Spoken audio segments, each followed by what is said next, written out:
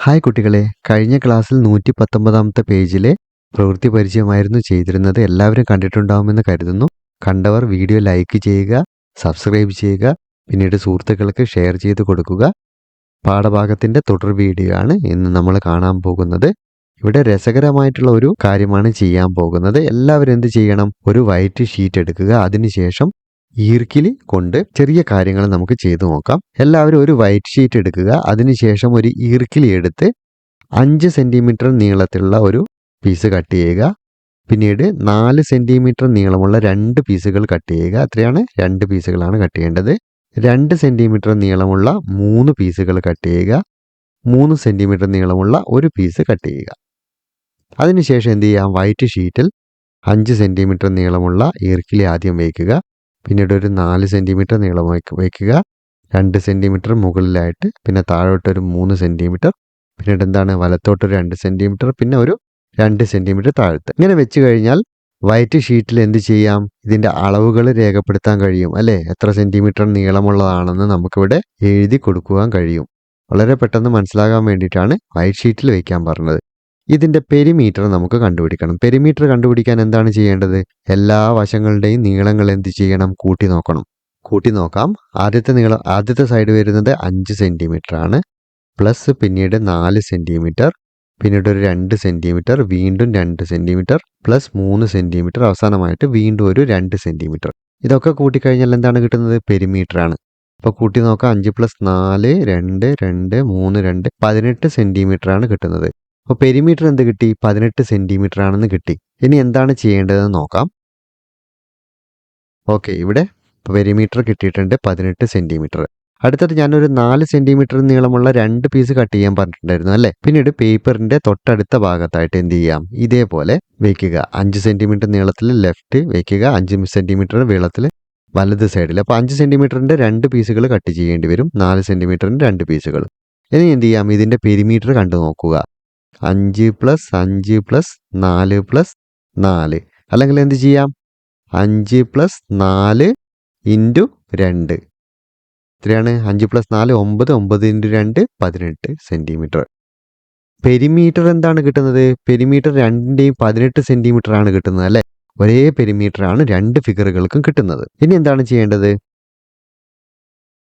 ഇപ്പം നമ്മൾ വരച്ച പെരിമീറ്റർ 4 സെൻറ്റിമീറ്റർ ആണ് മുകളിലുണ്ടായിരുന്നത് അല്ലേ? ഇത് രണ്ടും കൂട്ടിക്കഴിഞ്ഞാൽ 4 സെൻറ്റിമീറ്റർ ആണ്. ഇവിടെ എന്താണ്? 2 കൂട്ടിക്കഴിഞ്ഞാൽ 5 സെൻറ്റിമീറ്റർ ആണ്. പിന്നീട് എന്താണ്? ഇവിടെ 2 സെൻറ്റിമീറ്ററിൽ നടുവിലായിട്ട് എന്ത് ചെയ്യാം? ഒന്ന് മാർക്ക് ചെയ്യുക. പിന്നീട് ഇവിടെ മുകളിൽ നിന്ന് താഴോട്ട് 3 സെൻറ്റിമീറ്റർ നീളത്തിലുള്ളത് മാർക്ക് ചെയ്യുക. പിന്നീട് എന്ത് ചെയ്യാം? ഈ ഭാഗം എടുത്തു മാറ്റാം. ഈ ഭാഗത്തിലുള്ള ഈർക്കില എടുത്തു മാറ്റുമ്പോൾ എന്ത് ചെയ്താൽ മതി? 4 സെൻറ്റിമീറ്ററിൻ്റെ നീളമുള്ള ഈർക്കിൽ ഇവിടുന്ന് എടുത്തു മാറ്റുക. ഇവിടുന്ന് 5 സെൻറ്റിമീറ്ററിൻ്റെ എടുത്തു മാറ്റാം. എന്നിട്ട് എന്ത് ചെയ്യാം? ഒരു 2 സെൻറ്റിമീറ്റർ ഇവിടെ വയ്ക്കാം, താഴെ ഒരു 2 സെൻറ്റിമീറ്റർ വയ്ക്കാം. അതിനുശേഷം ഈ ഭാഗം എടുത്തു മാറ്റിയാൽ കിട്ടുന്ന രൂപം നമുക്ക് കിട്ടും അല്ലേ? ഇതിൽ നിന്ന് ഈ ഒരു രൂപം കിട്ടും. പിന്നീട് എന്താണ് ചെയ്യേണ്ടത്? പിന്നീട് ഒരു ഈർക്കില താഴോട്ട് വയ്ക്കുക, മറ്റൊരു ഈർക്കില വലത്തോട്ട് വയ്ക്കുക. ഇതേപോലെ ഉണ്ടായിരുന്ന ഒരു റെക്ടാങ്കുലർ പഴയ രൂപത്തിലുള്ള ഒരു ഫിഗർ നമുക്ക് തിരിച്ചു കിട്ടി. എന്തിനു വേണ്ടിയിട്ടാണ് ഇത് ചെയ്യുന്നത്? ഇങ്ങനെ ഒരു രൂപം നമുക്ക് കിട്ടിക്കഴിഞ്ഞാൽ ഇതിൻ്റെ ഏരിയ കാണാൻ കുറച്ച് ബുദ്ധിമുട്ടാണ്. അപ്പോൾ ഏരിയ കാണാനുള്ള 2 മാർഗങ്ങളാണ് ഇവിടെ നിങ്ങളോട് പറയുന്നത്. ആ 2 മാർഗങ്ങളും നമുക്ക് പരിശോധിക്കാം. ആദ്യത്തെ മാർഗം എന്താണ്? ഇതേപോലെയുള്ള ഫിഗർ ആയിരുന്നു ഉണ്ടാക്കിയിരുന്നത്. ഇവിടെ എന്ത് ചെയ്യാം? ഒരു ഈർക്കില കൂടെ വയ്ക്കുക. 2 സെൻറ്റിമീറ്റർ നീളമുള്ള ഒരു ഈർക്കില കൂടെ നമുക്കിവിടെ വയ്ക്കാം.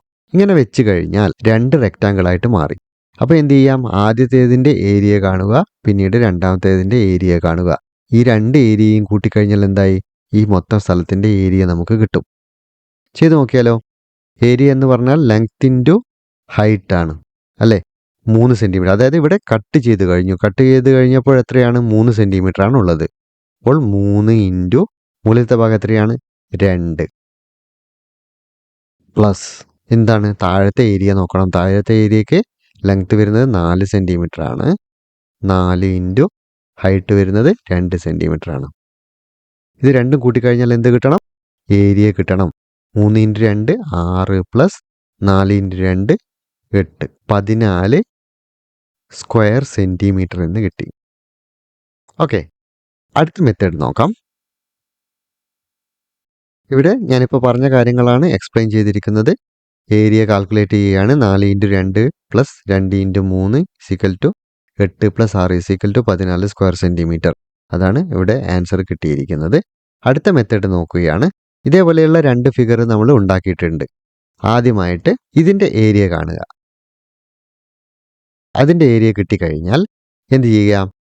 ഇതേപോലെയുള്ള ഒരു പീസിൻ്റെ ഏരിയ നമ്മൾ കട്ട് ചെയ്ത് മാറ്റിയില്ലേ, ഇതിൻ്റെ ഏരിയ കാണുക. അതിനുശേഷം ഈ ഏരിയയിൽ നിന്ന് ഈ ഏരിയ കുറച്ച് കഴിഞ്ഞാൽ എൽ ആകൃതിയിലുള്ള ഈ ഒരു ഷേപ്പിൻ്റെ ഏരിയ കിട്ടും. ചെയ്ത് നോക്കാം. ആദ്യത്തെ ഏരിയ വരുന്നത് 5 ഇൻറ്റു 4 ആണ്. 5 ഇൻറ്റു 4 മൈനസ് എത്രയാണ് വരുന്നത്? 2 ഇൻറ്റു 3 ആണ് വരുന്നത്.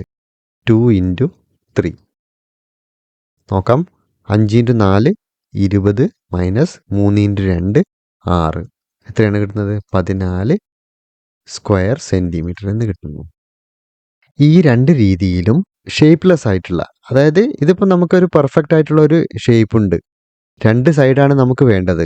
ആ 2 സൈഡുകൾക്ക് പകരം ഇവിടെ എന്താണ്? ഇവിടെ ഒരുപാട് സൈഡുകളുണ്ട് അല്ലേ?